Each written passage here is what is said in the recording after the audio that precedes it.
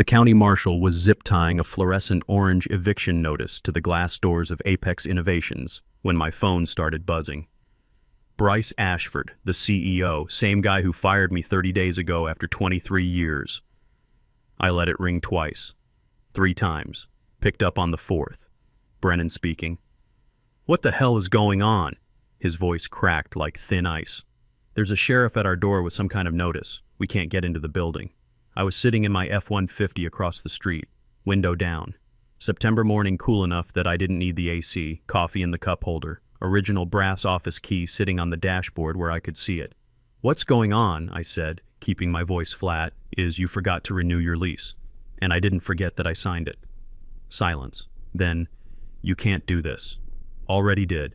You've got 48 hours to vacate. Property manager has the details." I hung up before he could respond. Set the phone on the passenger seat. Took a sip of coffee. It was still hot. Across the street, Bryce pushed through the front doors, read the notice, and his face went the color of old concrete. Troy Lawson, the CFO, stood behind him, already on his phone. Probably calling their lawyer. Good luck with that. Let me back up 3 weeks. That's when they fired me. Name's Calvin Brennan. Cal to anyone who's known me longer than 5 minutes. 58 years old. Spent 6 years in the Navy after high school. Got out in 91 and landed at Apex in 2001 when it was 7 people working above a pizza joint. 23 years I gave that place. Built every system from the ground up. HVAC, electrical, network infrastructure, security protocols. All of it. I knew that building the way you know an old truck. Which circuit breaker tripped when someone ran the microwave and the copier at the same time? Which pipe made that knocking sound before a cold snap? Where the main shutoff was because the plumber they hired in 2015 couldn't find it without me walking him through it. The meeting invite came at 4:58 p.m. on a Friday. Subject line, brief check-in, HR.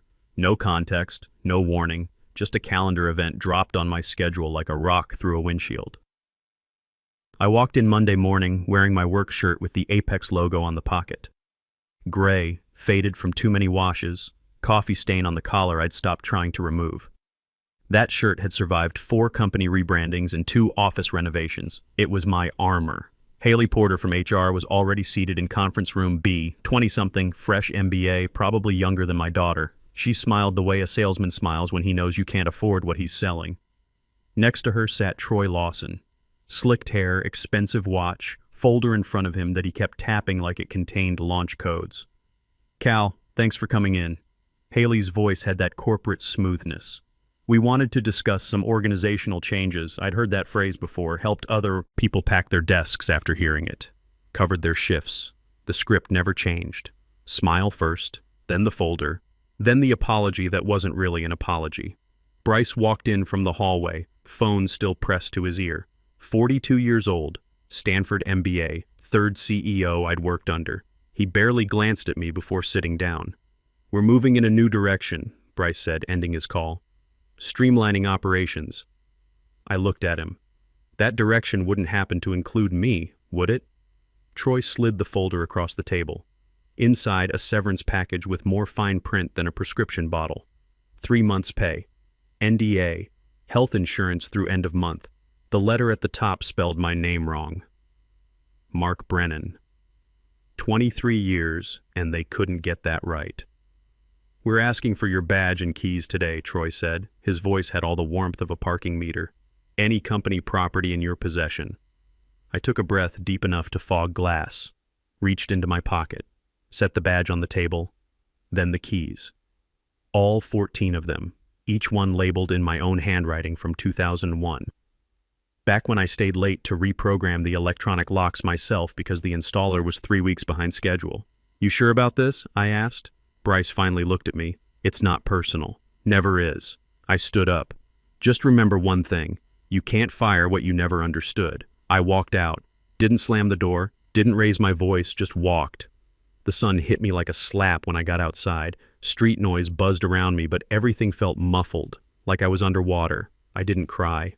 After 23 years of fixing their problems, training their people, staying late when everyone else went home, they wanted to forget me. Fine, but they'd forgotten too much. I didn't drive home. Pulled into a Dunkin' lot 3 blocks away, killed the engine, and sat there. Then I called Lenny Reeves. Lenny and I went back 15 years, met him at a volunteer thing for disabled vets, stayed friends. He ran a real estate law practice now. Good one. I'd had him look into something for me 6 months ago. Call it paranoia. Call it preparation. Either way, I was glad I did it. He picked up on the second ring. Cal, how'd it go? They fired me. A pause. So we're doing this? I looked at the Apex building in my rearview mirror. All those windows, all that expensive glass, all those people inside who had no idea what was about to hit them. Yeah, I said, we're doing this. 6 months ago, I'd asked Lenny to pull the original lease documents. Not because I expected to get fired, because after 23 years, you develop instincts. And mine were screaming. Tell me about the lease again, Lenny said that day over coffee at the diner near his office. The one from 2001. I'd stirred my coffee, watching the cream spiral. Walt Ferguson needed someone with decent credit to sign. Company had 7 employees and a fax machine. No bank would touch them. I put my name on it. As co-signer? As the lessee. Only name on the contract. Lenny had looked up from his legal pad. Cal, that's not co-signing. That's you renting the space and letting them use it. Yeah, well, Walt said it was temporary, just until they got on their feet. Did you ever transfer it? I'd shaken my head. Kept meaning to, but every renewal came around and I was the one who handled it anyway. Property manager Thomas Palmer, he only dealt with me. Guess it never seemed important. Lenny had made notes. This could be important. Let me research the terms. That was February. Now it was September, and turned out Lenny was right. Back in 2001, none of us knew Apex would become what it did. We were just trying to survive. Walt Ferguson had a software idea and enough charisma to convince 7 people to work for equity and hope. I was 35, recently out of a divorce, needed something to do besides sit in my apartment. Walt hired me to handle facilities, which meant everything nobody else wanted to do. Wiring, plumbing, fixing the ancient HVAC unit that sounded like a helicopter landing. I didn't mind. I was good with my hands. Navy taught me that. You learn to fix things when you're on a ship and the nearest repair shop is 1,000 miles away. I built that place from bare walls, pulled every Ethernet cable myself, installed the server racks, programmed the thermostats. When we finally got venture funding in 2004 and moved to the Meridian Tower building, I coordinated the entire move, packed every box, labeled every cable, made sure nothing got lost. The company grew. Walt brought in professional management. First CEO lasted 3 years, second one made it 5. Then came Bryce in 2019 and things started changing. Sarah died that year. My wife, cancer, fast and mean. 6 months from diagnosis to funeral. The company sent flowers to the service. Generic arrangement, card signed by HR. 3 people showed up. Dan Cortez from facilities. Thomas Palmer from building management.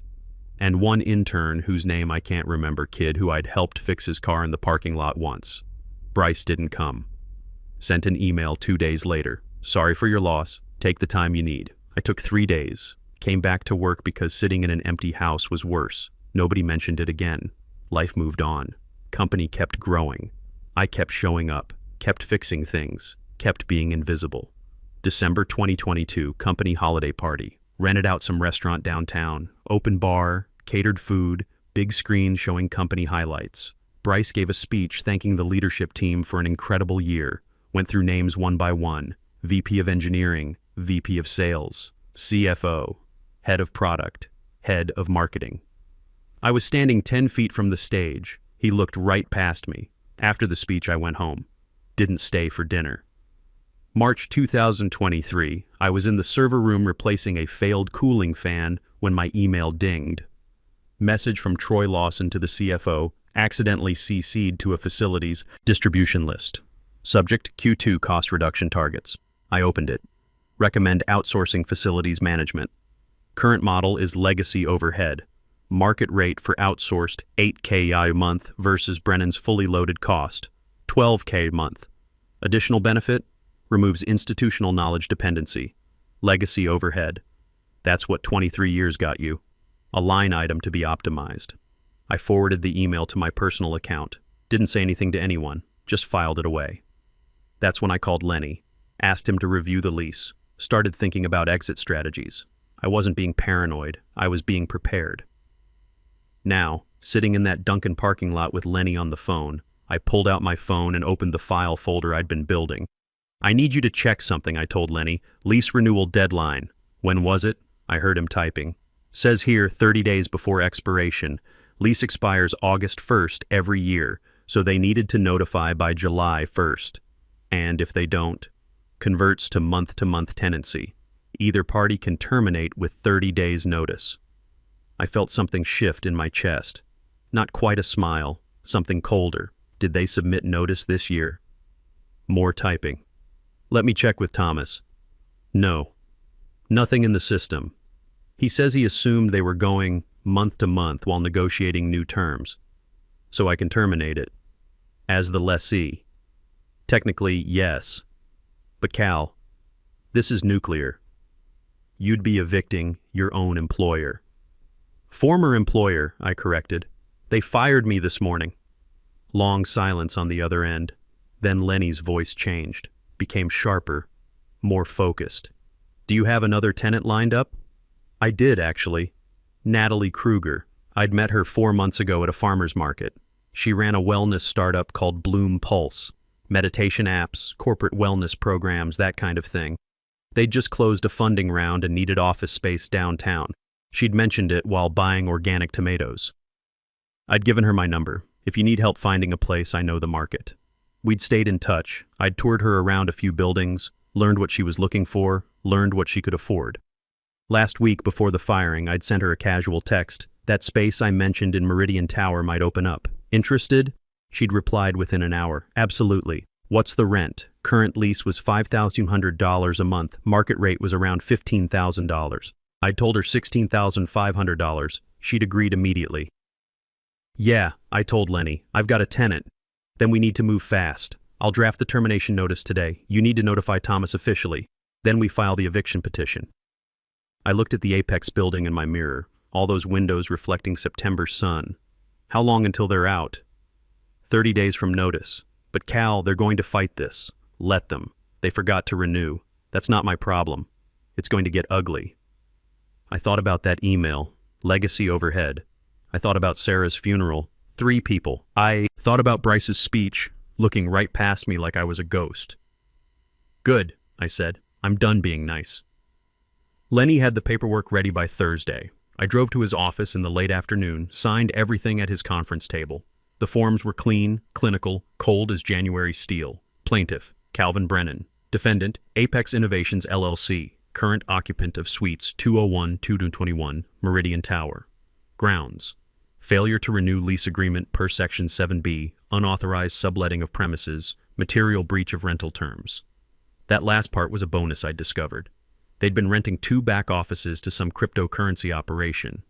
Mining rigs running 24/7, pulling enough power to trip breakers twice a month. I'd been resetting them, fixing the overloads, never got told why. Never got paid extra for it either. "You're sure about this?" Lenny asked, pen hovering over the notary section. I signed my name. Clear, firm strokes. "I'm sure." He notarized it, filed it electronically with the county court, paid extra for expedited processing. The confirmation email hit my phone with a satisfying ping. "They'll be served tomorrow morning," Lenny said. "County marshal will post the notice on their door. You'll get a copy via certified mail. How long do they have?" 30 days from posting. September 2nd to October 2nd. If they're not out by then, Sheriff's Department handles physical eviction. I stood up, shook his hand. "Thanks, Lenny. Cal, one more thing. They're going to come after you. Lawyers, probably the board. Maybe try to settle, maybe threaten to sue. You need to be ready for that." I picked up my copy of the filing. Let them come. Next morning, I called Thomas Palmer. He managed the Meridian Tower building, had for 12 years. Good guy.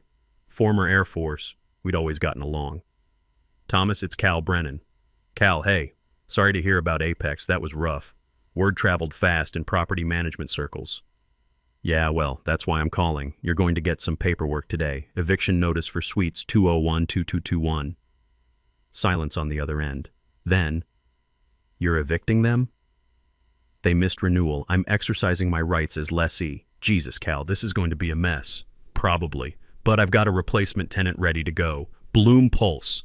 They'll pay $16,500 a month, triple net 5-year contract. Natalie Kruger's the CEO. She'll contact you this afternoon. More silence. I could hear him processing. Does Apex know yet? They will in about an hour. Cal, they're going to fight this. Let them. Lease is clear. They didn't renew. That's not my fault. He sighed. All right. I'll handle it on our end. But you should know this is going to get ugly. Already is ugly. I'm just making it official. I hung up and poured myself more coffee. Stood at my kitchen window looking out at nothing in particular. The sky was clear. September sun warming everything up. Felt like a good day. My phone buzzed. Text from Dan Cortez. Emergency meeting just got called. All hands. Something's happening. I texted back, keep me posted. 20 minutes later, holy shit, Cal. Eviction notice on the front door. Orange paper, zip tied to the handles. CEO is losing it. I allowed myself a small smile. Another text. They're in conference room. Yelling. Can hear it from the hall. Then, Troy just said your name. Not good things. I sat down at my kitchen table, opened my laptop, checked my email. Nothing yet from Apex. But there was one from Thomas, forwarding the official notification. Per our conversation, attached is confirmation of lease termination for Suites 201-2221. New tenant, Bloom Pulse. Will take occupancy October 3rd. Please coordinate move out accordingly. Professional, clean, no emotion. That's when my phone rang. Unknown number. I let it go to voicemail. The voicemail was Haley Porter. Her voice had lost all that corporate smoothness. Cal, this is Haley from Apex. We need to talk. There's been some kind of mistake with the building lease. Can you please call me back? It's urgent. I deleted the voicemail, poured more coffee. Another text from Dan. They're calling lawyers. Bryce is on the phone with someone from legal. Troy keeps saying, how did we miss this? Me. Because nobody paid attention. Dan. Dude, they're freaking out. Like actual panic. Never seen anything like it. 5 minutes later, my phone rang again. This time it was a number I recognized. Apex main line. I answered. Brennan. Cal. It's Bryce. His voice was tight. Controlled. The kind of control that comes from barely holding it together. We need to talk about this lease situation. Nothing to talk about. You fired me. I terminated the lease. 30 days notice, per the contract. Cal, be reasonable. We can work something out. We'll increase your severance. Double it. And we'll make sure your name is on the new lease. Full recognition. Don't need your severance. And I don't want my name on your lease. What do you want then? I leaned back in my chair. Nothing you can give me. You had 23 years to recognize what I did for that company. You chose not to. That's on you. This is going to hurt a lot of people, Cal. Good people who had nothing to do with your termination. That almost got me. Almost. But then I remembered that holiday party. Bryce thanking everyone but me. Sarah's funeral. 3 people. Troy's email. Legacy overhead. Yeah, I said. It probably will. But you know what hurt? Getting fired after 23 years with my name spelled wrong on the paperwork. So I guess we're even. We can fight this. We have lawyers. So do I. And mine says you missed your renewal deadline. That's not something lawyers can fix. The board won't let this stand. The board, I said, should have paid attention to who actually ran their building. Have a good day, Bryce. I hung up, blocked the number. My phone buzzed. Another text from Dan. They're offering you your job back. Full back pay. Promotion to VP of Operations. I stared at that message for a long moment. VP of Operations. Title. I should have had a decade ago. I texted back. Too late. Dan, you're really doing this? Me. Already done. Another call came through, this time from a 415 area code, San Francisco, probably their board or their lawyers. I sent it to voicemail, didn't listen to the message. That afternoon, Natalie Kruger called. Cal, I just spoke with Thomas Palmer. Everything's confirmed for October 3rd. This is really happening. It's happening. I know this is probably a difficult situation for you, she said. But I want you to know, we'll take good care of that space. I know you will.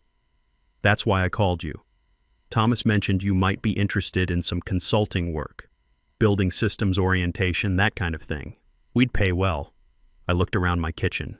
Quiet house, empty rooms, nothing but time ahead of me. Yeah, I said. I might be interested in that. Great. Let's talk after we're settled in. After she hung up, I walked out to my garage workshop, flipped on the lights. The space smelled like sawdust and motor oil. My workbench was covered in tools, organized the way I liked them, everything in its place. On the bench sat an unfinished bookshelf, maple wood, dovetail joints. I'd started it 2 months ago for my daughter Allison's new apartment. Been too busy with work to finish it. Not busy anymore. I picked up my sanding block, turned on the radio. Classic rock station, same one I'd listened to since the 80s. The wood was smooth under my hands. The work was good, clean, honest. For the first time in weeks, I felt like I could breathe. October 2nd arrived like any other Tuesday. Clear sky, temperature in the mid-60s, light traffic on the interstate. I drove downtown around 9 in the morning, parked 2 blocks from Meridian Tower, and walked to the coffee shop across the street. Ordered a black coffee. Found a seat by the window. Waited. The moving truck showed up at 9:30. 2 U-Hauls, both looking like they'd seen better days. One had a cracked taillight. Someone had taped a piece of printer paper to the side that said, "Strategic Relocation" in corporate font. I almost laughed. Almost. Employees started filing out with boxes. Herman Miller chairs. Monitors. That expensive espresso machine that had caused me so many headaches. Everything that made Apex look like a successful tech company, now being loaded into rental trucks like a failed garage sale.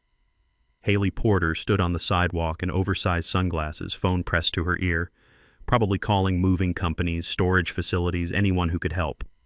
She looked smaller than I remembered, less confident, more human.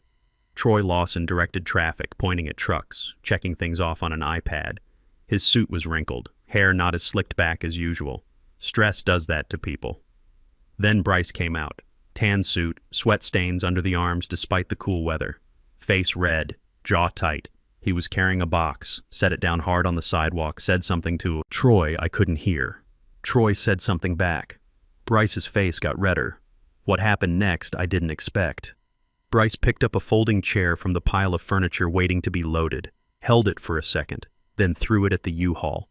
The chair hit the side of the truck with a hollow metal clang that echoed off the buildings, bounced off, clattered on the pavement. Everyone froze. Employees, Troy, Haley. Even the guys loading the truck stopped mid-lift. Someone across the street pulled out their phone, started recording.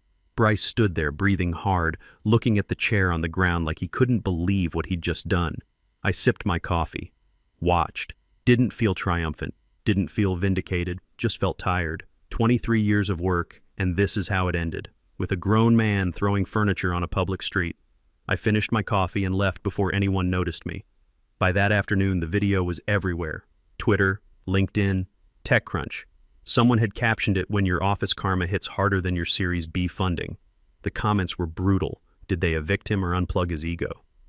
New leadership strategy. Throw chairs, ask questions later. Someone tell this man that furniture can't negotiate lease terms. I didn't share it, didn't comment, just watched the numbers climb. 10,000 views, 50,000, 100,000. My phone rang that evening. Number I didn't recognize, left it alone. The voicemail was from a reporter, Business Journal, wanted a statement. I deleted it. Another call came through an hour later. This one I recognized. Allison, my daughter. I picked up. "Hey kiddo, Dad, I saw the news about Apex." I walked out to the back porch, sat down on the steps. "Yeah, you evicted them, your whole company, former company, and yeah, I did." Silence on her end. Then, "Good." I blinked. "Good? Dad, I remember when Mom died, you told me 3 people from work showed up to the funeral. 3 people, after 23 years. I remember you coming home from that holiday party early, not saying anything, just going straight to the garage. I knew something was wrong. I'd forgotten she'd noticed that. It was work stuff, nothing important. It was important enough to make you quit talking for 3 days. Her voice got quieter. "You gave them everything, Dad. They gave you nothing back. So yeah, good. I'm glad you stood your ground." Something in my chest loosened, something I didn't know had been tight. "Thanks, Allie. You free for dinner Sunday? I want to hear the whole story, real version, not the internet version. I'd like that. And Dad, I'm proud of you." After we hung up, I sat on those porch steps for a while, watched the sun go down, thought about everything that had happened, the firing, the lease, the eviction, Bryce throwing that chair. None of it felt like winning. Not really. Just felt like closing a door that should have been closed a long time ago. Sunday dinner with Allison was good. We went to that Italian place she likes, the one with the bread that's too good and the portions that are too big. She asked questions. I answered them. Told her about the lease, about Lenny, about Thomas Palmer and the missed deadline. You planned this, she said. 6 months ago, you knew. I suspected. There's a difference. Dad, that's the same thing. Maybe it was. Maybe I'd been preparing for this ending longer than I wanted to admit. Maybe some part of me knew it was coming. The bookshelf's almost done, I told her. Should have it finished by next weekend. Her face lit up. Really? I thought you'd forgotten about it. Didn't forget, just had to deal with some things first. The following Wednesday, Bloom Pulse moved into suites 201, 221. Natalie called me that afternoon, asked if I could come by to walk her through the building systems, show her where everything was. I drove downtown, parked in the same spot I'd parked 1,000 times before, walked into Meridian Tower, took the elevator to the second floor. The doors to the suite were propped open. Inside, young people in startup casual were unpacking boxes, hanging motivational posters, setting up desks. Everything smelled like fresh paint and optimism. Natalie met me at the door. Cal, thank you for coming. We could really use your expertise. I spent 2 hours walking her through everything. HVAC controls, circuit breakers, network panel, thermostat quirks, where the main water shutoff was, which pipes made noise, which breaker controlled what, all the things I'd built, all the knowledge I'd accumulated over 23 years. I gave it to someone who'd actually listen. When I was done, Natalie walked me to the door. I know this space meant something to you. I promise we'll take care of it. I know you will, I said. That's why I called you. I drove home, got out of the truck, stood in the driveway for a moment looking at my house. Small, quiet, mine. Inside, I walked to the hallway. The brass key I'd saved, the original one from 2001, was sitting on the side table where I'd left it. I picked it up, felt the weight of it, all those years in my hand. Then I walked to the workshop, found a small shadow box I'd been meaning to use for something, mounted the key inside with the old Apex logo I'd kept from my first day, added a small printed card, built 2001-2024, foundation work, C. Brennan. I hung it on the workshop wall, next to the pictures of Allison as a kid, my discharge papers from the Navy, and a photo of Sarah and me from our wedding. Not a trophy, just a marker. This is what I built. This is what it cost. This is where it ended. The bookshelf for Allison's apartment sat on the workbench, nearly complete. Just needed final sanding and a coat of finish. I picked up my sanding block, turned on the radio, got back to work. The wood was smooth under my hands, the music was good, the coffee was hot. Outside, the sun was setting. Inside, my workshop smelled like sawdust and possibility. I'd built that company from nothing, kept it running for 23 years. And when they forgot what I was worth, I took back what was mine.